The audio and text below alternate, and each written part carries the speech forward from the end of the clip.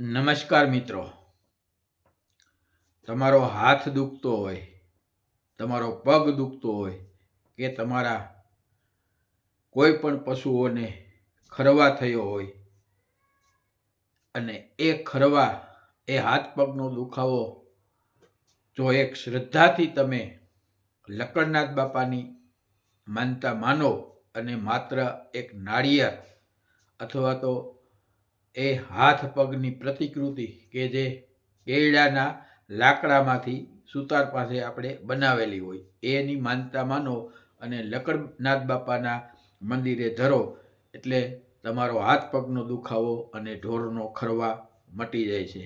હા મિત્રો, આ વાત છે શ્રદ્ધાની અને શ્રદ્ધા હોય ત્યાં પુરાવાની જરૂર નથી. મિત્રો, આજે મારે વાત કરવી છે કુતિયાણાથી મૈયારી તરફ જતા અને પસવારી અને શેગરસ ગામની વચ્ચે આવતા લક્કડનાથ બાપા મંદિરની. મિત્રો, આ મંદિરનો તો હું સાક્ષી છું. નાનપણમાં આ મંદિરમાં ખૂબ જ અમે રમ્યા છીએ અને હજી પણ ગમે ત્યારે શેગરસ જાઉં ત્યારે લક્કડનાથ બાપાના દર્શન કર્યા વિના ક્યારેય પણ અમે ગયા નથી. આ રોડ ઉપર જ મંદિર આવેલ છે અને શ્રદ્ધા છે અને વર્ષોથી નાનપણથી જ્યારથી આપણને એટલી બધી સમજણ નથી ત્યારથી ઘણા વર્ષોથી લોકો આવી માનતા માને છે. ખાસ કરીને ગેડ વિસ્તારના અને કુતિયાણા પસવારી શેગરસની આજુબાજુના લોકો હોળીના પડવાના દિવસે ત્યાં તો નારિયેળનો ઢગલો થાય છે, વધારે નારિયેળ વધારે છે અને આવી માનતા માને છે. તો મિત્રો, આવો આપણે એ મંદિર વિશે જાણીએ અને જોઈએ.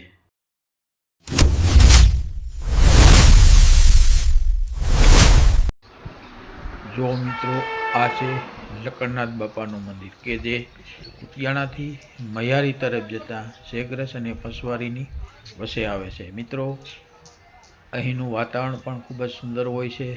પશુ પક્ષીના અવાજ સાથે સુંદર જાણે કે સંગીત પક્ષીઓ પીરસતા હોય એવું આપણને લાગે છે.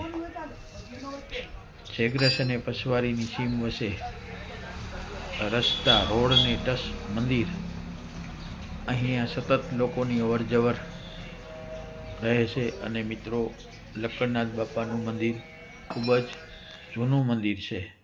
આ મંદિરમાં લોકો હાથ પગની દુખાવો હોય તો તેની માનતા માનતા હોય છે. જુઓ મિત્રો, અહીં લોકો જે માનતા માને છે અને તેના હાથ પગના દુખાવા મટી જતા હોય છે તો તે આ રીતે હાથ પગ બનાવીને લક્કડનાથ બાપાને ધરે છે કે જેના હાથ પગનો દુખાવો મટી ગયો હોય છે. જુઓ મિત્રો, આવી રીતે આ હાથ પગની પ્રતિકૃતિ કે જે કેળાના આંકડામાંથી ખાસ બનાવવામાં આવી હોય છે. મિત્રો, આ એક શ્રદ્ધાનો વિષય છે અને શ્રદ્ધાથી માણસને હાથ પગનો દુખાવો મટી જાય છે. સાથે સાથે ઢોરને પશુને જો ખરવા હોય તો તે પણ મટી જાય છે અને એવી અહીં લોકવાયકા છે. અને આપણે જોયું જ છે કે હોળીના પડવાના દિવસે અહીં આજુબાજુના વિસ્તારના લોકો અહીં નાળિયેર વધારે છે જેથી કરીને પશુઓ ઢોર આખું વરસ કોઈ રોગથી મુક્ત રહે છે, તેને ખરવા કે એવો કોઈ રોગ થતો નથી. વર્ષોથી આવી શ્રદ્ધા અને માનતાને લીધે અહીંના આજુબાજુ વસતા લોકો આવી માનતા માને છે. જુઓ મિત્રો, અહીં આ નારિયેળ આ રીતે અહીં નારિયેળ વધારે છે અને પડવાની દિવસે તો અહીં બહુ મોટો ઢગલો હોય એટલા બધા નારિયેળ આજુબાજુના લોકો વધારતા હોય છે અને પોતાની શ્રદ્ધા આ રીતે લક્કડનાથ બાપાને અર્પિત કરતા હોય છે. મિત્રો, ખરેખર મંદિર નાનું પણ આજુબાજુનો જે કુદરતનો નજારો છે, અહીંયા જે વૃક્ષો હોય છે, પશુ પક્ષી હોય છે, એનો પણ અનેરો આનંદ હોય છે. અને મિત્રો, ખાસ કરીને અહીં જે આ લેલાડા કહેવાય એ લગભગ બહુ ઓછા જોવા મળે છે, પણ અહીં તમે જાઓ એટલે આ રીતે તમને લેલાનો કલકલાટ, લેલાનો જે એક અવાજ હોય છે એ પણ તમને સાંભળવા મળે છે.